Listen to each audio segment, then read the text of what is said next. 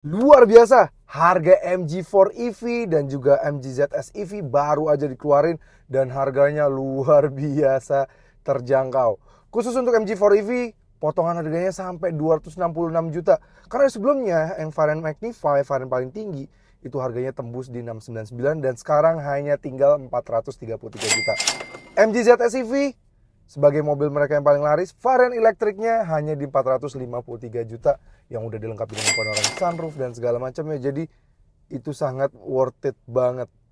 Tapi ternyata ada satu varian lagi yang menurut kami cukup menarik untuk dibahas dari sebuah ZS. Selain EV, ada bensinnya juga. Ada satu varian elektrifikasi lagi dari ZS yang menurut kami sangat menarik. Dan kalau harganya sudah yang listrik sudah 453, yang ini bisa berapa ya?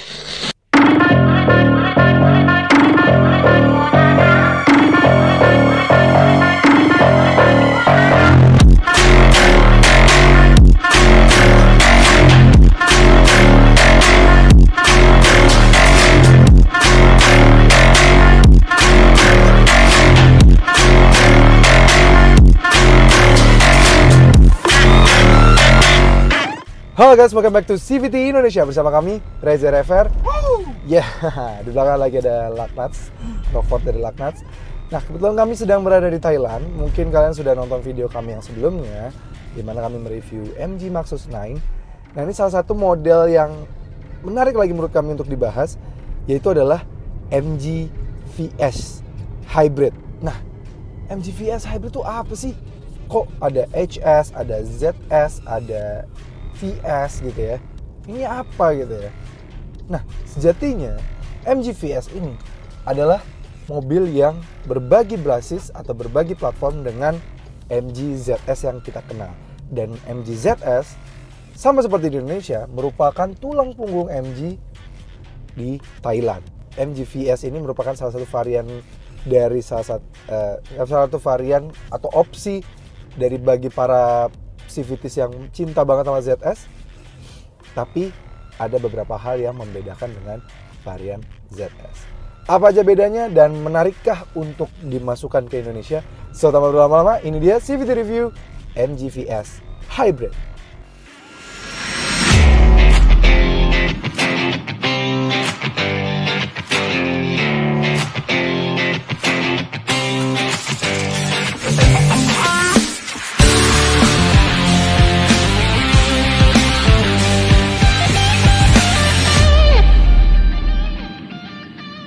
Oke, apa aja sih bedanya MG VS dengan ZS?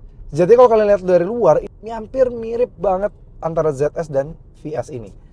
Dia, kalau kalian perhatian bagian belakang dan samping ya, quarter angle gini dari samping belakang, ini miripnya parah antara ZS dan VS ini.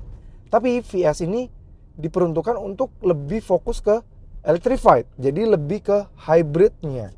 Meskipun ZS juga ada varian EV ya, tapi VS ini kayak sedikit yang varian lebih canggihnya, dengan teknologi lebih advance, tampang juga lebih futuristik dibandingkan dengan ZS.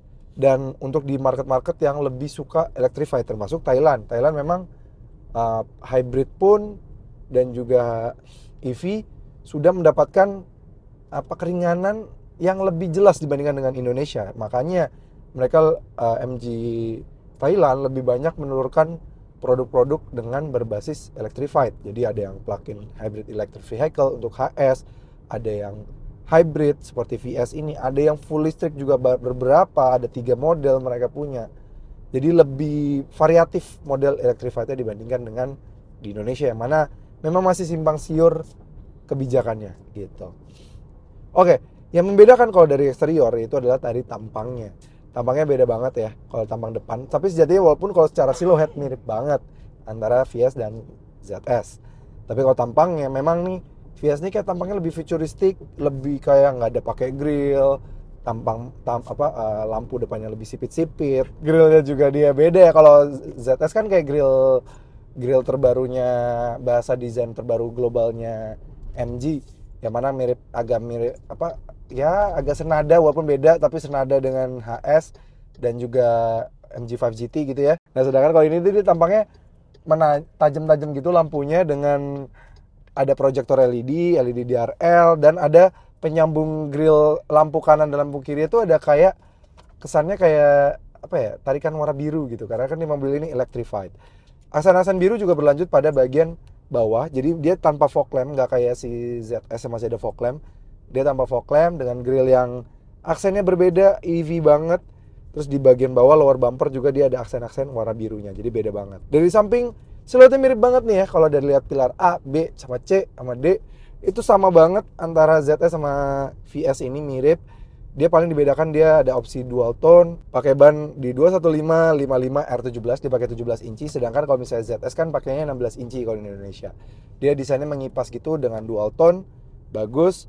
Dia juga sudah dilengkapi dengan keyless entry dan kuncinya juga masih seperti kunci MG yang normal ya, masih warna merah. Bukan kayak kuncinya si Maxus yang agak sedikit berbeda. Ini kuncinya seperti ini gitu. Dan di belakang pun dia tampangnya mirip banget sama si MG ZS. Tampang mirip banget, dimensi juga mirip-mirip, panjangnya di 4370, lebarnya 1809 dengan tinggi 1653 dan wheelbase 2585. Jadi ya masih mirip-mirip banget dengan MG ZS. Yang menjadi pembeda yaitu adalah rasa berkendara dari mobil ini. Yes, mobil ini dilengkapi dengan mesin hybrid, sedangkan kalau misalnya si MG ZS kan mesin 1500 naturally aspirated yang masuk Indonesia. Nah ini tuh bener-bener fully hybrid. Nah hybrid ini juga dia series hybrid ya. Dia hybrid yang normal, bukan mild hybrid, bukan plug-in hybrid. Dia hybrid yang mungkin banyak kita kenal. Jadi dia punya motor listrik dan juga tenaga petrolnya, mesin internal combustionnya. Jadi mesin internal combustionnya itu dia menggunakan mesin 1500 cc dengan tenaga 109 PS dan torsi 142 Nm. Tenaganya mirip-mirip sama MG ZS biasa ya. Tapi dikawinkan dengan motor listrik, tenaganya 95 PS dan torsinya di 200 Nm. Tenaga horsepower-nya kalau di-combine itu bisa menghasilkan tenaga 177 PS dan torsinya memang masih mengambil dari torsi elektriknya yaitu di 200 Nm. Jadi secara tenaga dan secara power mobil ini punya performa yang lebih brilian. Ini kita ini aja ya. Gas dikit. Lebih galak sih. Kalau kalian ingat, mungkin kalau kalian ingat ya, kami pernah mereview MG ZS, kami selalu komplain dengan tenaganya, dengan ya lemotnya dari transmisinya, kayak ada lag-nya lumayan kerasa, mobilnya seperti kayak dipaksa untuk kita bawa tuh enaknya cuma buat cruising gitu ya, kecepatan 100 km per jam itu enak tuh, halus gitu. Tapi kalau dari berakselerasi, stop and go itu banyak lag-nya gitu ya. Nah di mobil ini bisa dieliminir, bener-bener ini instan banget karena memang ada motor listriknya, tenaganya juga torsi besar di 200 Nm. Gitu. Ini kebetulan depan agak kosong, kita mau coba sedikit akselerasinya. Nah ini ada mode sport, mode comfort, ada mode eco, ada sport. Tapi dia nggak ada sport ya, yang bikin jadi cheesy speedometernya. Cheesy. Super sport dulu. Iya super sport, kita gas dulu ya. Tuh kan, cepet gitu.